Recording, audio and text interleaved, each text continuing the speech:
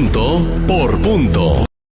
Estamos a un poco más de la jornada electoral del 6 de junio. Se ha llamado la más grande en la historia del país, sobre todo porque habrá elecciones concurrentes en 15 entidades de la República, renovación de la Cámara de Diputados Federal, así como en algunos estados de la República, congresos, el caso de Morelos y prácticamente todos los ayuntamientos. Me voy a permitir quitar con la sana distancia el cubrebocas para poder platicar de este nuevo libro que está ya circulando, que se llama Elecciones y Futuro Nacional 2021, y voy a platicar con el coordinador de este libro, en el que participan muchos autores, investigadores, politólogos, Antulio Sánchez, allá a la extremo derecha. Gracias por acompañarnos, Antulio. Al contrario, gracias por la invitación. Y nos acompaña también nuestro amigo Daniel Adame Osorio, que pues es politólogo y uno también de los 21, ¿verdad? Daniel, bienvenido. Gracias, Javier, un saludo muy afectuoso y gracias por la oportunidad de esta conversación. 21, ¿verdad? 21 autores quienes participan en este libro. Libro colectivo, sí, que habla, digamos, y recorre el enorme horizonte que son la política y las elecciones en México. Y seguramente, Antulio, pues centra parte de la atención. O quisiera que nos explicara si es un recuento, si es una revisión de lo que ha sido la historia de las elecciones en México, o muy particularmente ve la elección del 2021 y lo que pudiera pasar en el futuro. Bueno, nosotros cuando hicimos la invitación a los investigadores, pues evidentemente lo que queríamos era abordar lo que se avecinaba con este proceso electoral que ya estamos próximamente a efectuar. Pero evidentemente ya los investigadores sobre la marcha van recordando también, haciendo un recuento de lo que han sido otros procesos electorales para contrastar y comparar lo que puede suceder en el próximo proceso electoral. Entonces, tenemos una gama realmente muy interesante de puntos de vista, en donde lo mismo participa gente que está al frente de casas encuestadoras, que gente que hace propiamente trabajo, digamos, en ciencia política. Por ejemplo, gente que incluso ha estado en órganos electorales, como el caso de Leonardo Valdés, que estuvo al frente del IFE, el último, digamos, ya antes de que fuera INE. Sí. Está también Javier Santiago, que también ha sido consejero ahí en el INE. Entonces, en fin, hay una gama. Jaime Cárdenas. Que también fue consejero electoral, sí, claro. Consejero electoral y además estuvo en el gobierno de López Obrador, en el Instituto Pueblo. Exactamente, ¿no? Entonces, digamos, la diversidad de puntos de vista está ahí reflejada, ¿no? Hay diversidad de opinión y de trabajo electoral. ¿Qué es lo que viene? ¿Qué es lo que ven ustedes? ¿Qué es lo que plasman en este libro? Daniel, desde luego que vamos a hacer más adelante la invitación para que la gente lo adquiera a través de las formas que ustedes han establecido para adquirirlo, para que lo pueda leer, pero ¿qué podemos anticipar de este libro? Bueno, es muy interesante hacer este recorrido, como dice Antulio, porque además permite que logremos no solamente estudiar el punto de vista de las casas encuestadoras, la academia, desde luego, pero sobre todo la versión viva de conocer, por ejemplo, factores políticos factores de poder que están en la mesa. Por ejemplo, el año 2021 se considera que es un año capital, a pesar de que las elecciones, como decimos, a medio término, o sea, la mitad de un periodo de un presidente, no concitan tanto interés.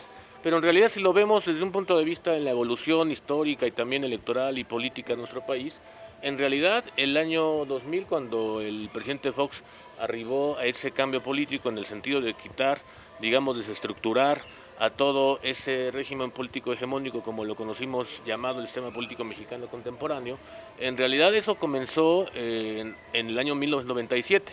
3 años antes, en la elección de medio término, cuando comenzó a gestarse el nuevo cuerpo del régimen constitucional y legal por venir.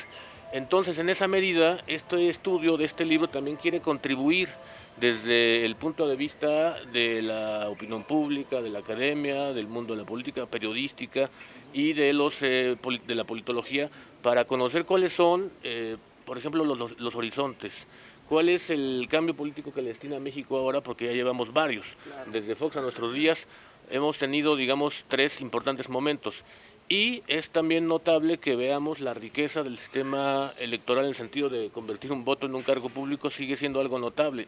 Dos, la fortaleza que tienen los órganos autónomos constitucionales en el rubro electoral, que es una gran arquitectura que hay que decir que en el mundo es la única que es permanente. Todos los demás países hacen elecciones, que son alrededor de 196 países en el mundo, quitan después de que terminaron los comicios. Cada quien regresa a sus casas y también a sus labores cotidianas y laborales. En México no, hay una arquitectura constitucional en materia electoral que le provee de una serie de agendas informativas, logísticas, legislativas, para que pueda procurar el desarrollo de este enorme rubro que es el apartado electoral. O sea que ha sido sin duda una participación visionaria de muchos mexicanos que han tenido la posibilidad de construirlo. Me parece que por allí también hay que tejer la naturaleza de este libro, que puede ser muy buen contribuyente. Oye, Tulio, y por otra parte, pues sin duda alguna, como se ha mencionado, una elección muy grande, muy importante por el número de cargos que van a estar en juego, la coyuntura, como decía Daniel Adame, históricamente las elecciones intermedias no son muy participativas, no son muy concurridas, pero hoy me parece que hay dos visiones opuestas en el país, que esto hace que, a mi juicio, vaya a ser una jornada muy concurrida.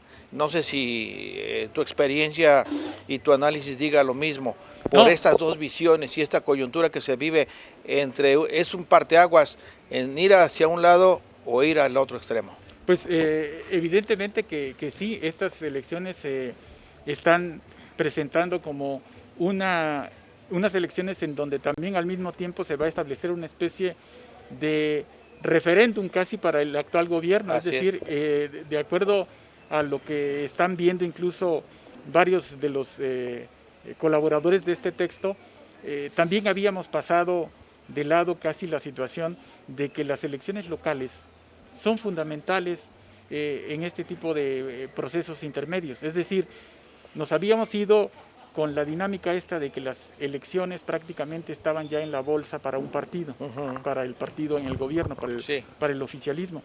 Y sin embargo, los investigadores decían, no, en los procesos electorales intermedios lo que sucede es que la gente vota realmente de lo local, claro, por sus candidatos, los que son más afines con las problemáticas que ellos tienen y que piensan que se los van a resolver. Sí. Entonces, en ese sentido, la dinámica viene ya plasmada y decían, no se espere que va a venir un tsunami como el de 18, ¿sí? De ninguna manera.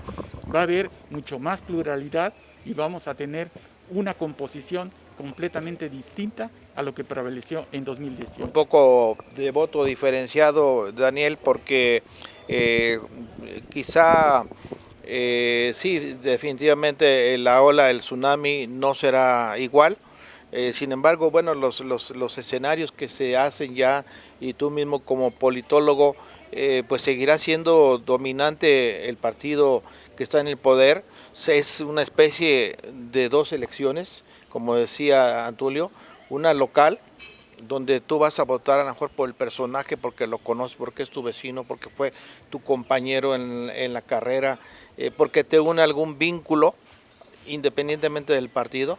Y otra elección, si ustedes lo ven así, es la elección federal, en la composición de la Cámara, donde pues hay llamados a votar o todo de este lado o todo del otro lado, y por las dos posiciones se hace el mismo llamado.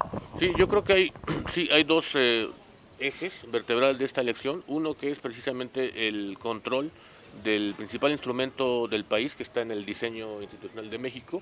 La Cámara de Diputados es un centro capital ahora porque le permite, como sabemos, decidir toda la programación, el análisis de la planeación, programación y presupuestación del país durante los próximos años, que será un trienio muy complicado y que por eso, por tanto, necesitan las dos coaliciones, la gobernante y también las oposiciones, que han tenido ese factor unitario, que básicamente es llamando a un voto estratégico, un voto pragmático, y van a dilucidar si este contraste se puede poner en la mesa, así como dijo un muy buen libro, de que la realidad sea al final del día el contrapeso que importe y que se superponga precisamente a las características del ganador y del perdedor.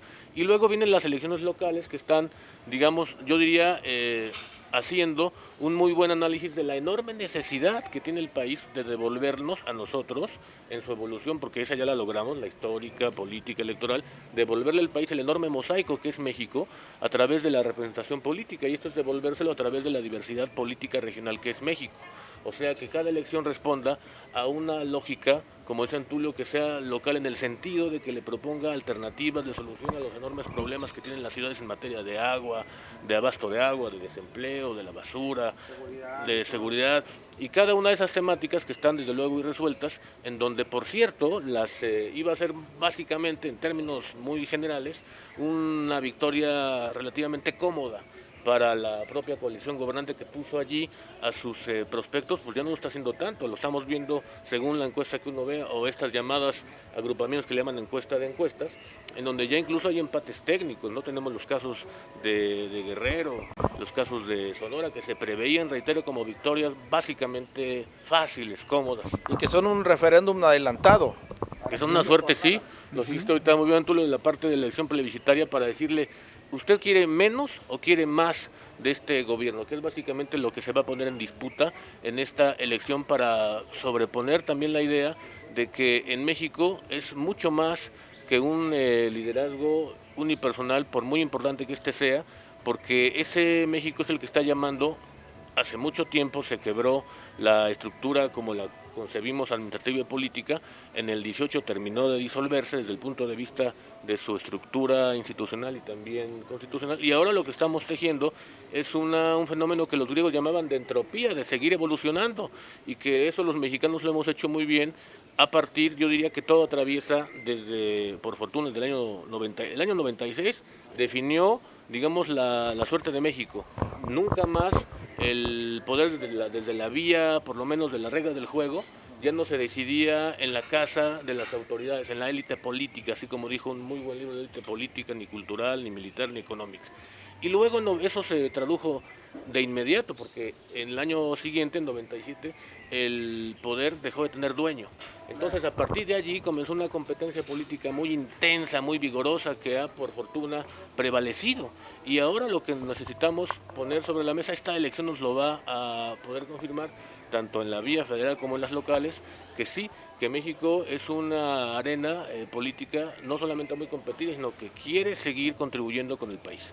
Es una arena movediza porque vamos de un punto a otro y a otro y a otro, y como dice Daniel, seguimos evolucionando en este sentido, y estos cambios yo diría que incluso antes del 97, del 96, vienen desde el sexenio de Miguel de la Madrid, cuando empieza a haber esta apertura democrática, quizá no tanto por convicción del partido gobernante, sino por presión también de la sociedad. Podríamos pasarnos aquí horas y horas hablando de estos temas que pues como expertos los conocen muy bien Antulio Sánchez, Daniel Adame, y que como un humilde opinador pues nos encanta hablar de estos temas.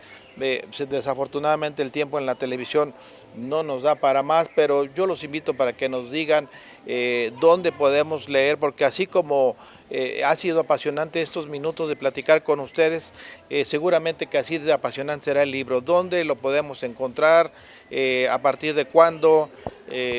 Más información, por favor. Bueno, ya está disponible. Este libro es estrictamente electrónico, es decir, lo pueden ustedes encontrar en Amazon, y ahí nada más con que le pongan elecciones y futuro nacional, inmediatamente les va a aparecer el texto, y ahí ustedes pueden bajarlo, ya sea se puede leer tanto en computadora, en teléfonos celulares, en dispositivos estos móviles que hay como e-readers, en fin, hay una gama para poderlos leer, ¿no?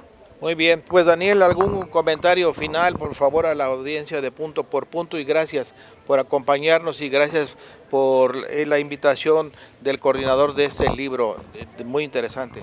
No, gracias, Javier, por la oportunidad de esta conversación con Antulio Sánchez, un servidor. La verdad es que es muy importante que el próximo 6 de junio se pueda renovar la garantía que los mexicanos nos hemos dado a nosotros mismos, para que votar sea no solamente un derecho y una obligación, sino un sentido de deber cívico que nos permita evolucionar, que además le devolvamos al país esa capacidad que tenemos nosotros de renovarnos a nosotros mismos a través de la diversidad política regional, sería su principal consecuencia en las entidades federativas como en la que estamos, y desde luego en el plano federal para que tengamos mejores instrumentos. Los gobiernos pueden funcionar gracias a indicadores e instrumentos de gobierno, y esos están dados desde la Cámara de Diputados, donde pueden hacer ensanchar a través del fenómeno de la enorme pluralidad que se puede construir a partir de una representación política diversa y vigorosa.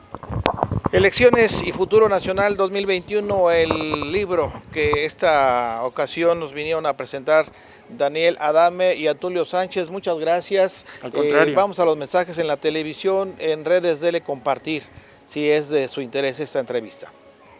Punto por punto.